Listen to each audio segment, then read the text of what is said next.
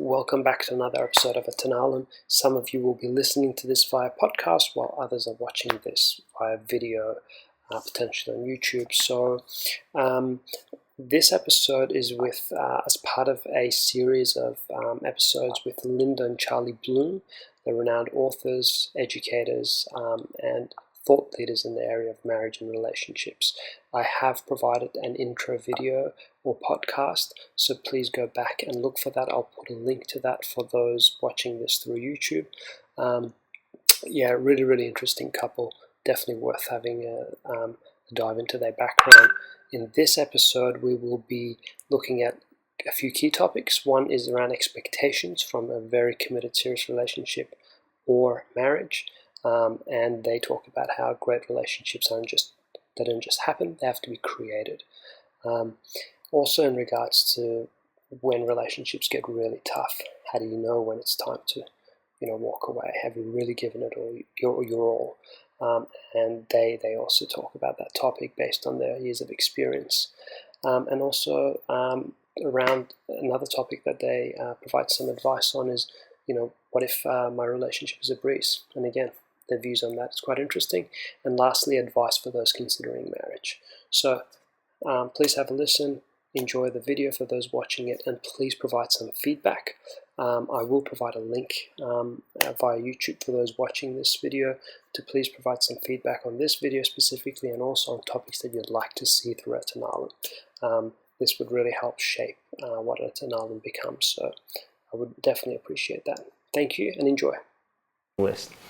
I'll give you an example of one of the ones that tripped me up for a long, long time. Yes. Was the belief that if he really loved me, he would know what I need and I wouldn't have to ask. Yeah. He'd be able to read my mind. And I really did believe that that was true. Until I cured her of that belief. How did you do that? I just told her I can't read your mind. Because she would get frustrated with me when, she, would be in some kind of a mood and we would talk, and I would realize that, she expected me to do this or give her this or say this. She expected me to know. Yeah. And that would come out, and then I would say, I can't read your mind. And that doesn't mean I don't love you. Yes. It just means that I have certain limits, and that's one of them. I'm not a mind reader. And so that really made a big difference. And one of the big things that, Linda helps people with, particularly women who are reticent to express their desires and needs. Yes. She helps them now to be clear about what it is that you really want, of what you need, and be willing to risk speaking it. And one of the reasons that people don't speak it is because it does feel kind of risky, to put that out there, because you could get rejected. So vulnerable. Yeah, it feels very vulnerable. But if you don't say it, what's very likely is that you're going to end up feeling resentful. Yeah. And that just poisons the relationship. It's interesting you say that, because as you were saying that, I kind of thought, looking at my own relationship, thinking, how do I feel? Do I feel like I can't, share things? I mean, with my wife, I feel like we're best friends. I can comfortably open up. But I think it's just, you just assume that everyone's like that they feel they have that level of, I guess, that safety in a relationship. Now, do you find with a lot of couples that you come across that that's not a very common thing, or there's a small portion of relationships where that level of safety doesn't exist, where they can't express everything they want or desire from it? Well, that is one of the major issues that couples come to us with. That's actually the condition that prompts the symptoms. The symptoms are there's a lack of connection, there's a lack of trust, there's withheld resentments, people are feeling out of love with each other. So those are the symptoms, but very often the source, the cause of those symptoms is that neither person really feels safe enough in the relationship to open up and be vulnerable and drop their defensiveness. Yes. And it's that defensiveness that creates the walls that prevent people from having a deeply intimate contact. Yeah. So we have to deal with that with most of the couples we work with. Right, right. And look, I think, yeah, just obviously my personal uncooked opinion is that I think it's also going into relationships with the mentality of this imagination of maybe a fairy tale view of what marriage is, right? And I think in your book, there's one of the sections is great relationships don't just happen, they're created. And, Yeah. I I think feel it's like first in the book. that's That's right. number one. That's Yeah. number one. Yeah, you're right. So, and right. the reason that caught my attention is a lot, and obviously probably why it's number one is a lot of people go into marriage thinking, what they see in movies or what they hear Oh, yeah, superficially from others that, absolutely. oh, marriage is this. It's like, and it just Yeah. has to be like, I don't, we go in with an expectation of what we're going to get out of it as opposed to what we're going to put into it to get us to where we want to go. So maybe we could like shed a little bit of light on that. Like, obviously I've read that in the book, but why is that number one, and what does that really mean? Great relationships don't just happen, they're created, and how are they created? We tried to make a stand early for you can find a really wonderful person and partner with them, but don't expect it to be a walk in the park the whole time. Right. You may have some dues to pay. It's likely that every bit of unfinished business that you've got with your family of origin or previous relationships or any feelings of insecurity and fears and anxieties that you have, the closer the relationship and the deeper the commitment, the more those things are going to come up. And this is part of what we're in relationship for, is to be able to heal places that need to be healed, to discover aspects of ourselves that we might not have been connected to, and to grow together as a result of what relationship is going to toss up.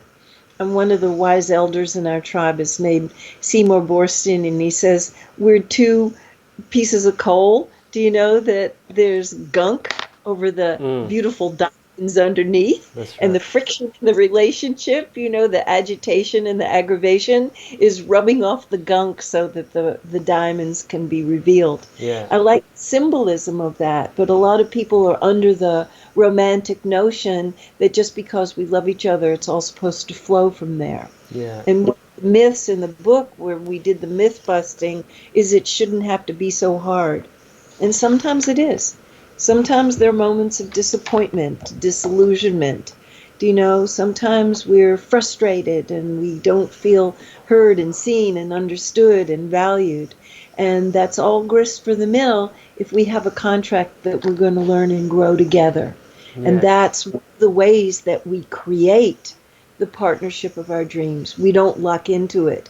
And when we did the Secrets of Great Marriages research, the happy couples all validated that.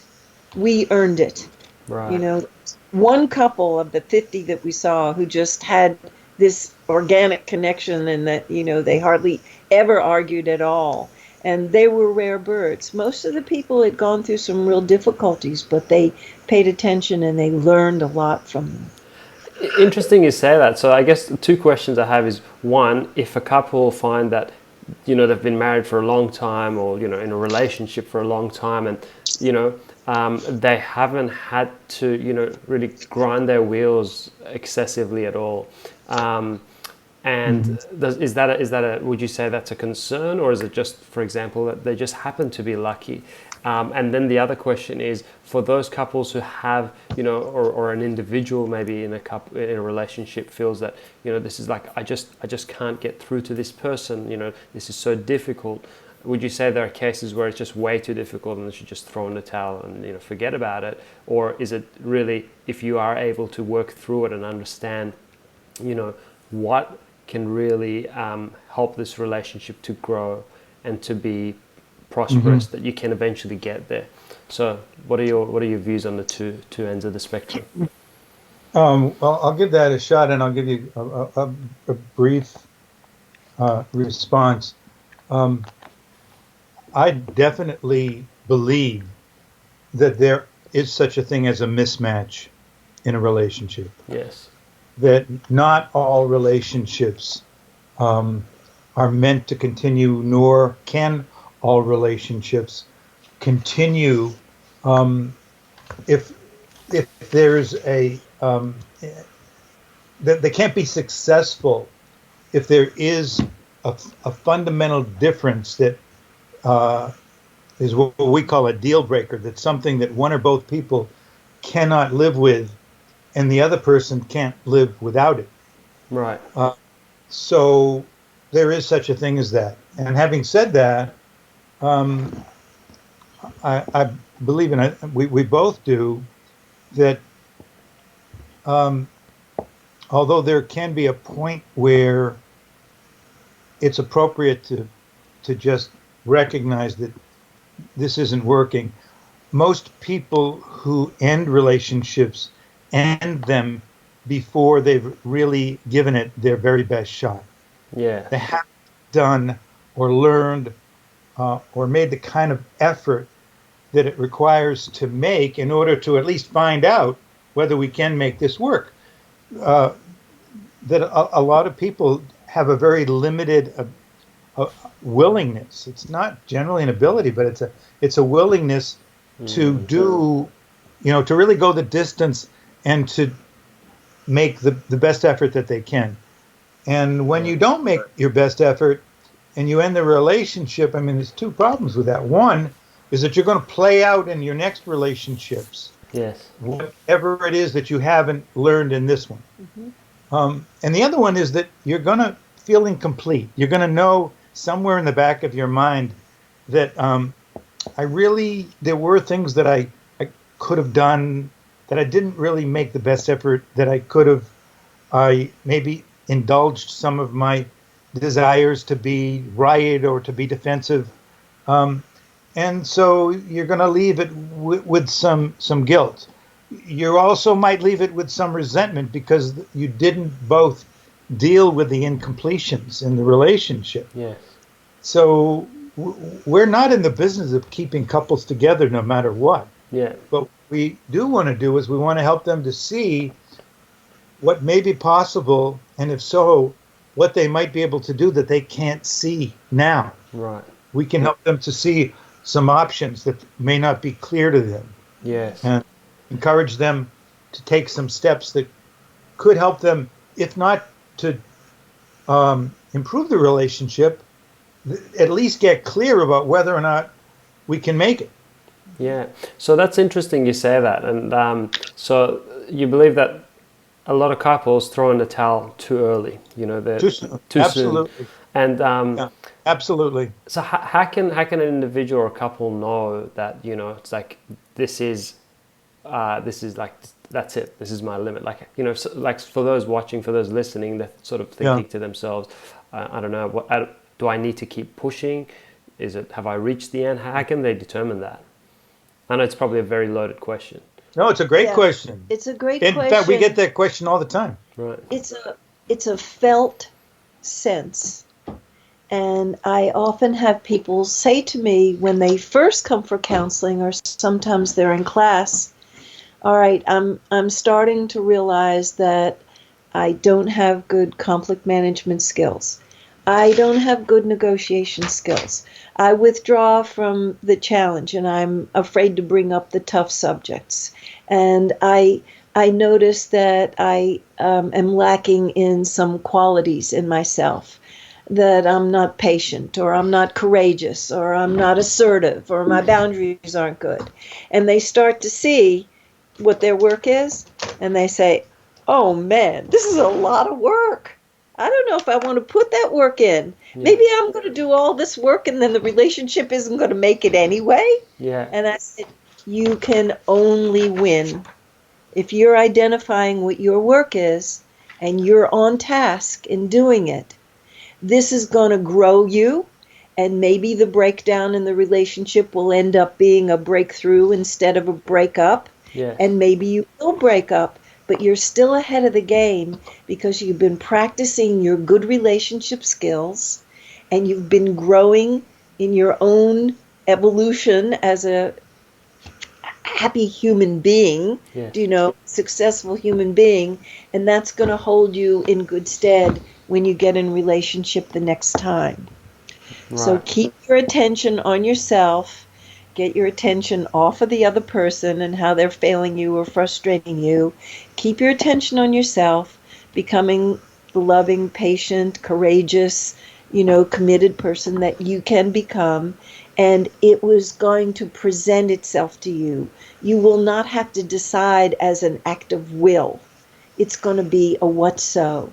And it's maybe going to take some weeks. Maybe it's going to take some months. Maybe it's going to take a few months or several months. Yes. But if you're on purpose about your own growth, it is going to come clear to you. Right. So essentially, you're going to grow from this wherever this ends up going. So just focus on the growth, development you're going to achieve as a result of this, and don't be so focused on the outcome necessarily. That's right. And don't be so focused on the other person. Yeah. It's so tempting to confess their sins. Yeah. And they're not meeting your needs, and the way they're not loving you right, and the way they're, difficult to live with.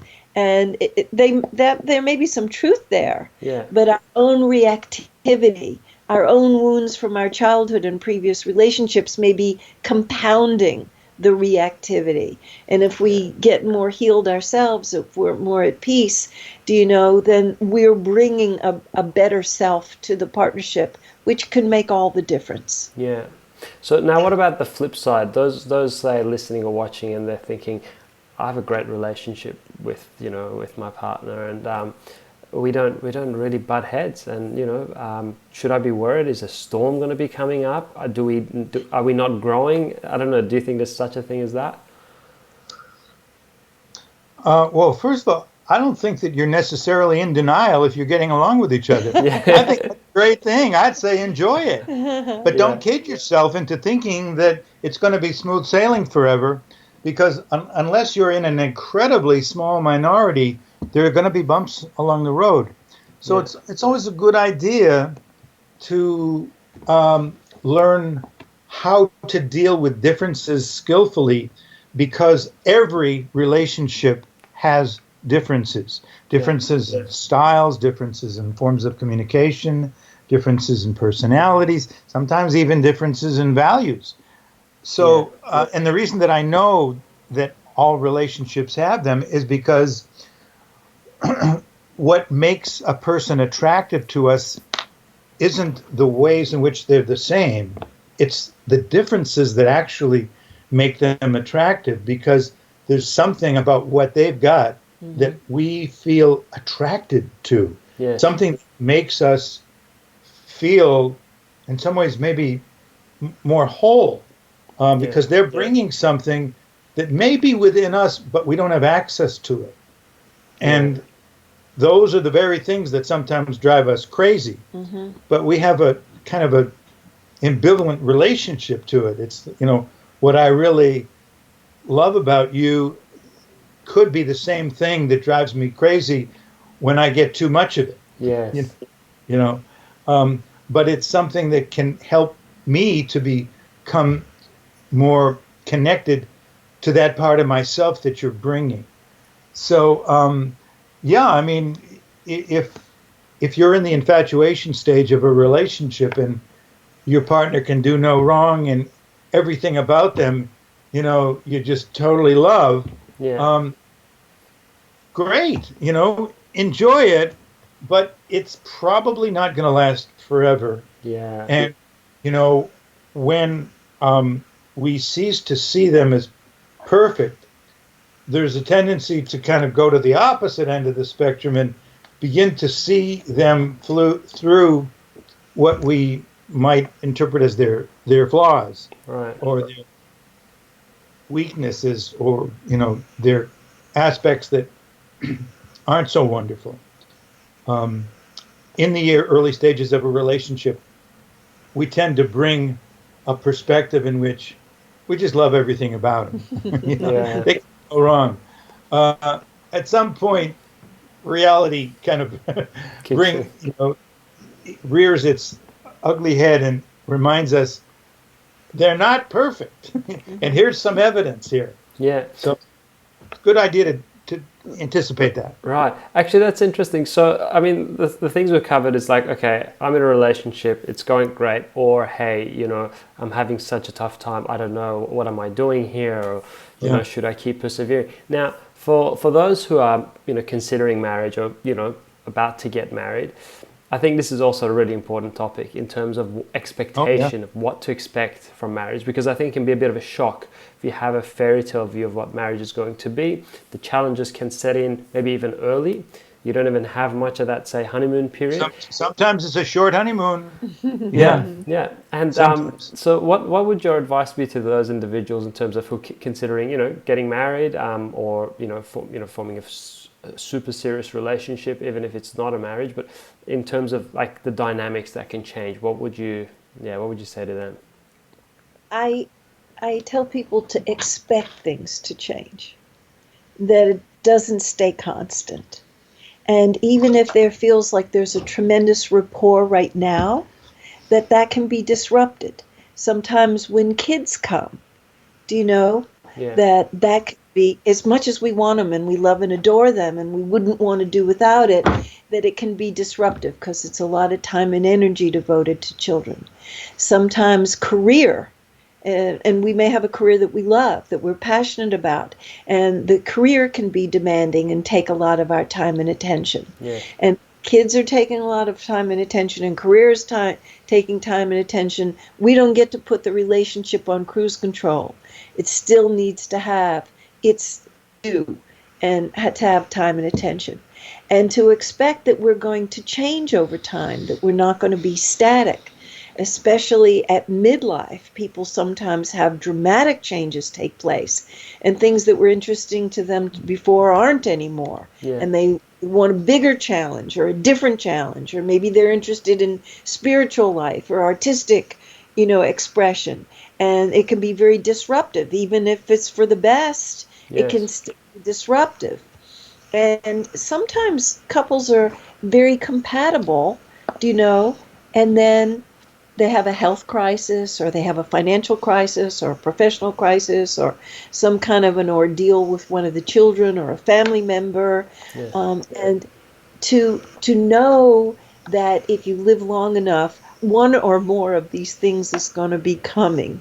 Yeah. And not to kick back, and just it's all going to work out. I think couples in the beginning of the relationship, before they get married, before they even move in together, that it's a good rule of thumb to anticipate some of the things that might come up. Yeah. I've worked with a couple years ago where she just assumed that they were going to marry and have kids, and they never really had a conversation about it. And then she was in shock when he said, "No, I don't want to have children." Yeah. And there are people who say, in our family, when the parent gets old and they're not able to live in their own home, of course we're going to take them in. And she says, or he says, that's not how we do it in our family. Yeah. I don't know if I could be okay with that. I'm okay on living with you and the children that we have, but an elderly sick parent, I don't know if I'm up for that. Yeah. And to anticipate as much as you can, there are going to be so many things that you cannot anticipate, and you have to just roll with them, and deal with them in the time. Yeah. But the things that are likely to happen, if you can anticipate and have some discussion about that. Right. What if we both decide we want to have kids? What are we going to do if infertility is a problem for us? Are you open to adopting? And many couples never have these important and crucial conversations. And we always are encouraging people early on and have as many of these important conversations as you can. Right. Yeah. And so this probably ties back into what Charlie was saying, which is, not every single marriage is destined to, every single couple isn't destined to be compatible, and there could be certain deal breakers. So I guess it's like identify any of those deal breakers early on, so you don't have to discover early them. as possible, preferably before you make a lifelong commitment like marriage. Yes. We're very big on premarital counseling. Yep. For any couple. Yes. Because people who do premarital counseling, like the counselors, they know kinds of questions to ask that people may not have dealt with. Yeah. And, like the examples that Linda used. And that's really the time to recognize whether we are both on the same page about, these issues. Yeah. And it gives us time to look at whether or not and how maybe we can get more aligned with some of these things, but to create an understanding of where we are and maybe some agreements about things that are pretty likely or even inevitable Yeah. For us to experience. Yeah, so that's actually something myself I'm a big advocate of, which is, prevention, not cure, Yeah. which is, like you say, premarital, counseling or coaching. It's like, hey, prepare for this. Make sure Yep. you've ticked off the boxes. Make sure you've maybe learned some skills and abilities that are going to be very crucial, important in marriage. Is that something that you also work with couples on? Yes. Yeah, one of the big myths in the book that we have about myths is the assumption that love will get us through anything. Yeah. But I know that the Beatles said that love is all you need. Yeah. It's not enough. It'll get you. It'll get you quite far. Yes. But you need skills. You need understanding. You need to develop certain strengths. You need to have certain qualities within you sufficiently developed that they can help you to create a context for the relationship that will really predispose it to being successful. Yes. Yeah, I mean, love is great, and it's easy to fall into the illusion that we love each other so deeply that there's just no way I could ever imagine that we would ever want to hurt each other or ever get into a space where we don't like each other or we wouldn't want to stay together. Yes.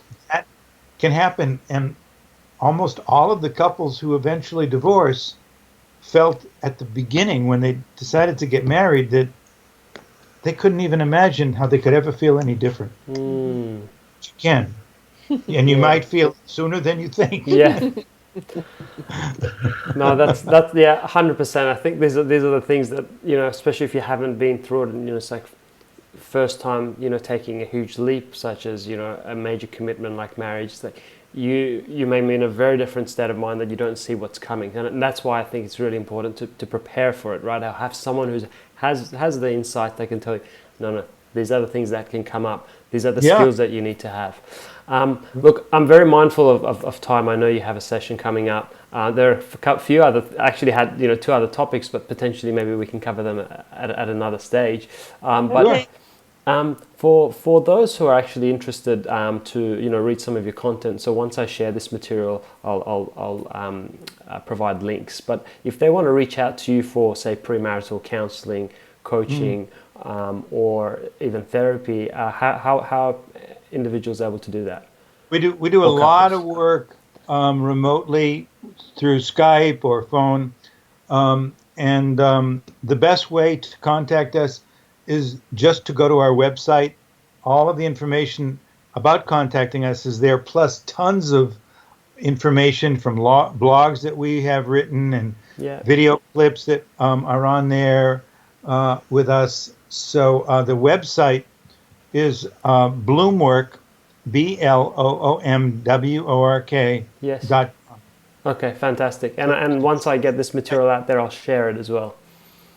Yeah, that would be great. Sure. And we do Facebook Live at 12:30 Pacific time every Thursday. That's probably the middle of the night for these guys. And if people can't tune in when we're doing it live, they're all archived. So Brilliant. People can go on Facebook and they can see, we've done about, I think, maybe 30 of them. Okay. And they could choose by topic. We have almost 400 blogs out there on the blogosphere. Wow. And if they go to our website, then there are links to Psychology Today and Psych Central where we blog. And And people, we're accessible. So as long as they can remember either Linda Bloom, Charlie Bloom, or Bloomwork, they can find us. And our phone number's on the website, and both of our email addresses are on the website. And they'll see our schedule where we're teaching if they want to come to a class with us. Fantastic. So I'll get you to share those links with me as well, because as part of, I'll link this up to a blog post, and I'll have all the links, and hopefully when I get these this content on YouTube, I'll also put the links on YouTube so viewers can click on them and go directly. So. Good. Brilliant. Look, thank you so much for your time. It was really, really insightful, and I'm sure a lot of others will find insightful, hence why I am doing these videos. So there are other topics which I'd love to cover, but I'll reach out to you afterwards and see if that's an option. Absolutely. But yeah, this was really, really enjoyable for me. Okay. Brilliant. Well, I enjoyed it too. To be continued. Fantastic. Well, you have a lovely day, and we'll be in touch. All right then. All right. All right. Thank you. Bye-bye. Bye-bye.